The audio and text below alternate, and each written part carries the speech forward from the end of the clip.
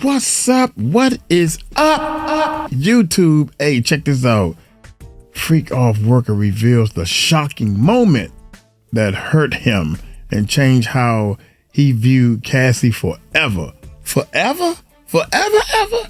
Hey, before we get started, man, I want y'all to check out this is supposed to be like my theme song or whatever. So check this song out right here, man. It's going on the album. Oops. Y'all should let me know, is this ready for the album or we need to do more work? That's what we're supposed to be doing in the comments. Is this ready for the album or it needs more work? Let's check it out. Hit that subscribe button, hit that bell, baby. Support Uncle Mike working hard over here. One time for your mind. Start a flow, gotta go, gotta get dough. Everybody proud of me, now watch me grow. From garage mixtape demo chance, hustling every day, had no advance. Studio sessions, late night stressing, dreams on my mind, ain't no time for resting. Underground story, write it in my chapter, making tracks hot now, I'm the master. Pennies in my pocket and the visions in my sight. Late night grind turns dark to night. I never pitch, nobody would listen. Now they begging for a spat, but I'm on a mission. Audition after audition, doors in my face, reality check, but I still embrace faith in the mic, beats in my veins, riding on the rhythm. Pennies in my pocket and the visions in my sight. Late night grind turns dark to night. I never pitch, nobody would listen. Now they begging for a spat, but I'm on a mission. Audition after audition, doors in my face, reality check, but I still embrace faith in the mic. In my veins, riding on the rhythm. Came from nothing, now I'm frontin'. Music biz climb non-stop running. Big dreams, big schemes, ain't no bluffing. A mic in my hand, all or nothing. Paying dues, walking in these shoes. Uphill struggle, ain't trying to lose. Now I see the clues, top floor views. Earning respect, in this game I choose. Voicemails ignored, haters on blast. Took every chance, made them think fast. Record labels now checking my style. Going worldwide from my hometown. I follow my heart, let the beats guide. I used to ride the bus, now a chauffeur ride. Income the paper, the deals wasn't flying. This is my journey, and it's all mine. Came from nothing, now I'm frontin'. Music biz climb non-stop running. Big dreams, big schemes, ain't no bluffing. A mic in my hand, all or nothing. Paying dues, walking in these shoes. Uphill struggle, ain't trying to lose. Now I see the clues, top floor views. Earning respect, in this game I choose.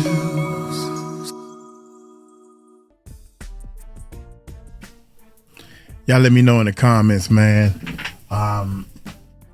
If she ready to go on the album or she need more work. Hey, check this out, man. Y'all hit that subscribe button, hit that bell. Appreciate y'all, man. Let's check it out, man. What my brother is saying, man, is when I first seen him come on the scene, I was like, oh Lord, here come another one. Oh my God.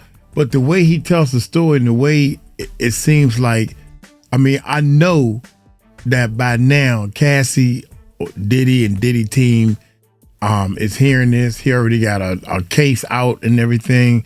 And he telling this story. The man said he been doing this for 8 years. Let's check out his story. Let's check it out, man. Clayton Howard, happy to have you on the platform, my guy. Thank you very much, brother. It's a pleasure to be here. Dialogue. For people that's not familiar with you, introduce yourself to the people.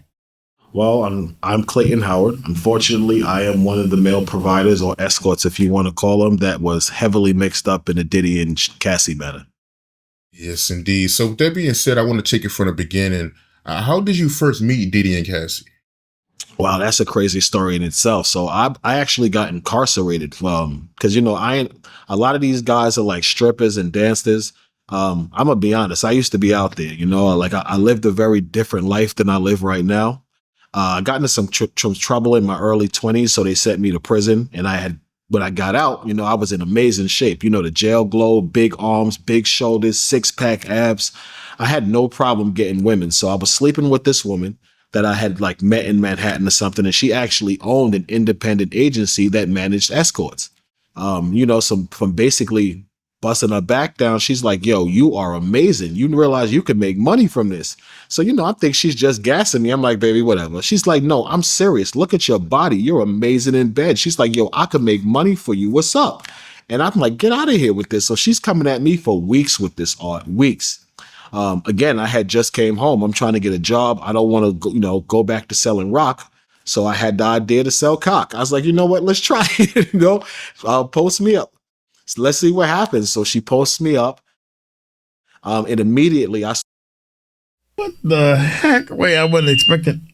See, my bad. I got the headphones. I take the headphones off. I'm getting headaches and stuff. I wasn't expecting that one, dog. No, I was not expecting that one. Here we go. Let's back up. What's up? And I'm like, get out of here with this. So she's coming at me for weeks with this art, weeks. Again, I had just came home. I'm trying to get a job. I don't want to, go back to selling rock. So I had the idea to sell cock. I was like, you know what? Let's try it. Post me up. So let's see what happens. So she posts me up. And immediately I start getting calls from like older white couples, married men with wives, late 40s, early 50s. It would turn out that would be my niche, older white women love an in shape, dark skinned black man. And it was pretty profitable for a while. I want to say 60 days in is when I got the call from Cassie. Calling the woman through the agency that hired me independently. She calls me up. She says, listen, this girl saw your pictures and she's in love. She wants you to come over. I'm like, word. Shorty tells me the girl sounds like she looks amazing. I said, all right, give her my number. Let me talk to her. Whatever. She sends me Cassie's number. She gives Cassie my number. Before I could even call Cassie, Cassie calls me. Hey, what's up? Dave? Yeah, what's going on? She's like, yo, I saw your pictures. I like what I saw. Is that really your, manhood? Yeah, that's mine. She's like, all right, I'm in the London hotel in New York. You want to come see me? We go through the subtleties and I'm called to the London. That's the first time I meet Cassie. And when you first met her, how did that go?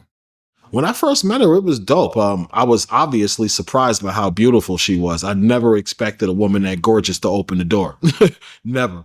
I remember when she opened the door, I was so stuck. I was looking at her like, wow, look at this woman. And she actually had to speak to me just to snap me out of it. Like, yo, bro, hey, Dave. I'm like, oh, what's going on? So it was a lot to first see her. And it immediately put my guard up because she was too attractive. I'm like, why is this woman paying some guy to come here and give her a massage? She could get anybody to get her a massage. Why does she want me to get her a massage? And I would find out later it had nothing to do with a massage. She wanted me to give her the works. So how did she first bring that up to you, that she wanted to have sex with you? Let's see. I walk into the suite with her, beautiful suite. I'm sitting in the living room. We talk for a few minutes. She offers me a drink, whatever. We're just like basically getting to know each other. She then says, let me see what you're working with. I said, okay, cool. By then I was a little drunk. I had a few drinks. I'm like, all right. I show her. She starts salivating. She's like, yeah, that's what's up. She says, all right. She takes out a joint. She passes me a joint. This is when she tells me that her husband is there and he wants to watch. Now, prior to this, she never told me she was with anyone else. She tells me at this point that he's there. He's cool. He's into her being satisfied by guys that are larger than him. He's really into the lifestyle. She starts to explain to me that they're swingers. They do their little like swinging stuff. She asked me, did I have a problem with him watching? Now, considering my past clients, I had no problem with him watching because I had done this with the 3 or 4. I actually think I had like 5 solid clients by then. And usually when husbands called me to give me their wives, they usually watched the first encounter if it went to a sexual encounter. So they would basically sit in the room and watch to make sure their wife is safe. So when, Cassie said this to me, I was kind of, I want to say, numb to the situation of someone watching me from a voyeur standpoint. So I said, cool, no problem. And he came down. He was really quiet. He had his face covered with a baseball cap. I think it was Pittsburgh because it had a yellow P on it and his bandana wrapped around his nose and his mouth. He spoke to me like, yeah. I said, yeah, barely said a word, immediately grabbed a bottle of baby oil, went to the dark corner, sat in the corner. Cassie comes up to me. She starts talking to me, complimenting my body, my chest. She asked Diddy, can she begin? Can she touch me? He told her no, put the baby oil on. And that was my education that night into how the next 8 years would be. So he was cool with a man having a bigger manhood than him. He was turned on by that. Yes, he was. There were even encounters where I remember specifically with the gentleman who testified first for the trial, Daniel Phillip. I remember when this guy paid us for the orgy with Cassie, like he was actually looking at me and Daniel Phillip, and he was like, yo, if I had you guys, like manhood, I wouldn't even have to work. I wouldn't have to do nothing. And me and Daniel Phillip looked at each other like, whoa, what the hell is he talking about? You know what I'm saying? So, yeah. Do you think he hired you because you can please Cassie in ways he couldn't? Oh, absolutely. Absolutely. I don't like to talk this way about Cassie because she does deserve the respect of the confidentiality of our sexual encounter. But I think she kind of forewent that by speaking about it herself and bringing this before the media. But when I used to have sex with Cassie used to come like that. Literally like that. I don't know how, like, I watched her and Diddy have sex. He wasn't doing what I was doing. I would have sex with her in maybe 5 minutes. She'd squirt and come all over the place. She was an incredibly sexual young woman. Incredibly sexual. When was the next time y'all met up after the first meeting? Well, after that encounter, it went for probably, I want to say, a little under a day.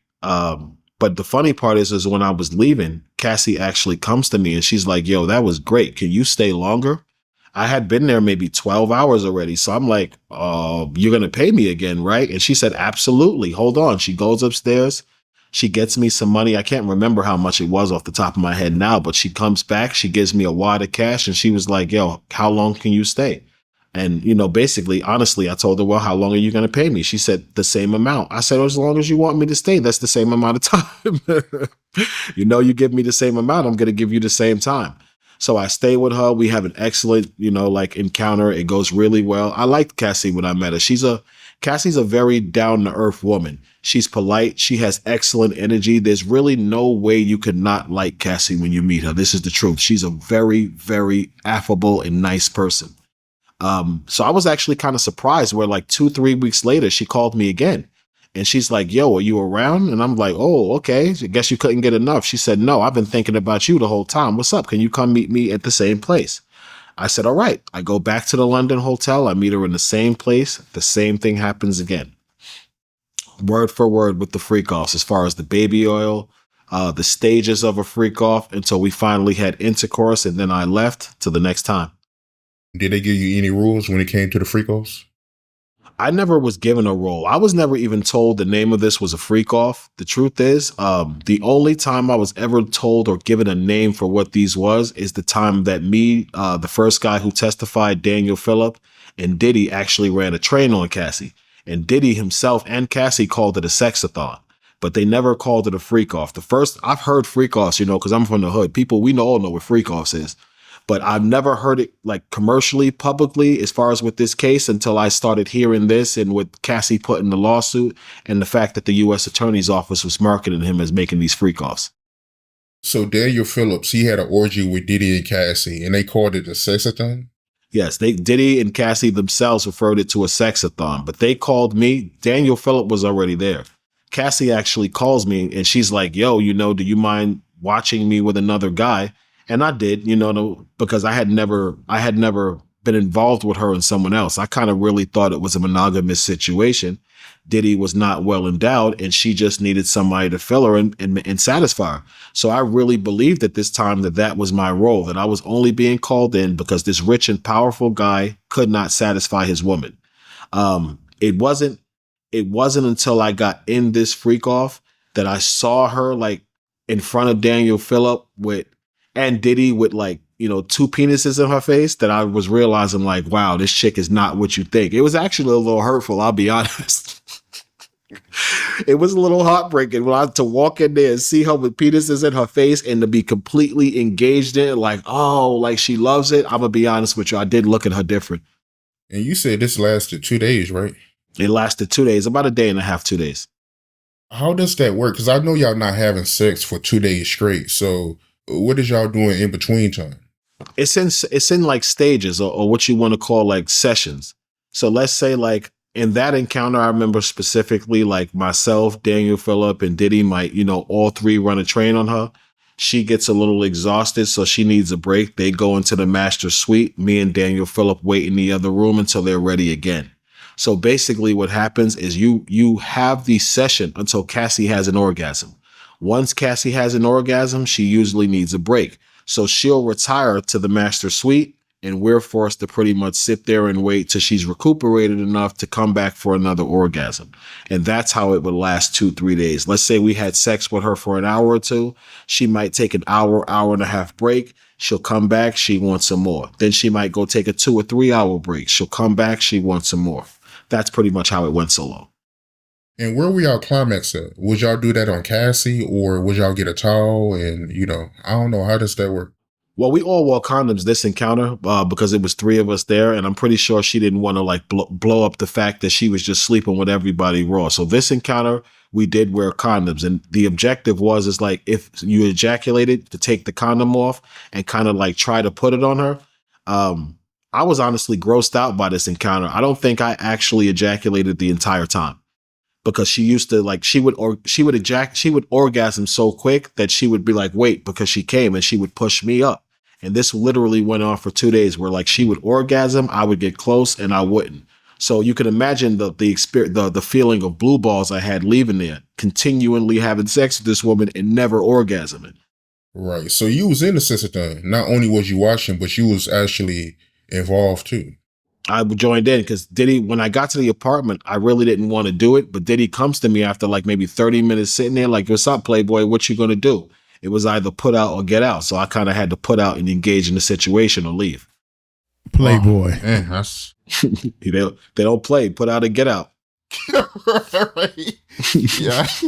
Yeah, Cassie, man. I didn't know she was getting busy like that, man. Damn. Cassie get busy, yo. Even it's kind of funny because I think I was telling you, now that I've gone public, a lot of other providers are reaching out to me that saw Cassie. And they're like, bro, you got so much courage, bro, because everything you're saying is right. She was with this. This is what she did. And we tried to tell the U.S. attorney. They didn't want to listen to us. And the longest freak off you had with Cassie was 4 days, right? In Miami? Yes, it was. Break that down, if you don't mind. That was a lot of drugs, a lot of alcohol. It just, something you didn't even realize when you were in these encounters that they went so long, especially if they convinced you to take the drug. Because the thing about ecstasy and Molly, those type of drugs, is they're not drugs that suppress you. They don't numb you. They heighten everything. So if you take them, you have a bunch of energy and your nerves are every nerve in your body is alive because you have the sexual sensation to continue to go forward. So with drugs like these, you just stay up and you don't even realize that you're up so long because you're kind of having fun. You feel good. So you're constantly having sex. Before you know it, you start in the morning. It's nighttime. You might doze off for maybe 30 minutes, start having sex again. By the time you finish, it's 1 o'clock in the morning. We fall asleep for a few hours. We wake up 7 o'clock, 8 o'clock in the morning, order breakfast, start again. And before you know it, you're 3-4 days in, dehydrated, brain feel like marshmallow from all the drugs that you've been taking for 3 or 4 days. And your body's sore, you're marked up. I used to be bruised as far as my penile shaft from obsessive masturbation of her standing there, making me stroke myself so she can see my member. I don't recall the extended sessions that were 3-4 days to ever end well. I was always bruised up. I always had scarring and tears on my penis. I would always be completely dehydrated and out of it for days. The long encounters were usually the worst.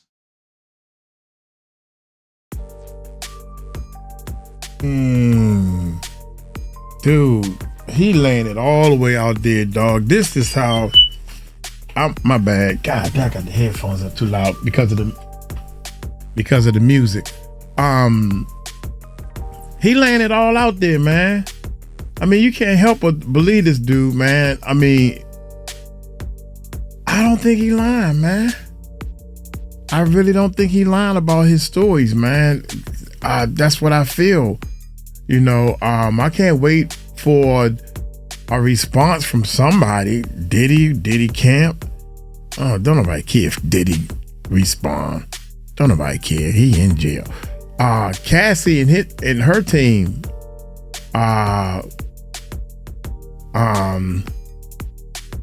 Vaseline. Oh man. Anyway, y'all let me know what y'all think, man. Golly, Cass. This dude and everybody is saying that. Even the Punisher said that. I didn't feel as though she was being held at her will, against her will and all that. She must have covered it up real good if she honestly was being held. I don't know if she honestly was being held. Diddy said, you better act. If they think that I'm making you do this, then I'm gonna whoop your tail some more. Maybe that, I don't know. You know, we don't know. Y'all hit that subscribe button, hit that bell, take it light, take it slow. Tell them Uncle Mike told you so. Peace out.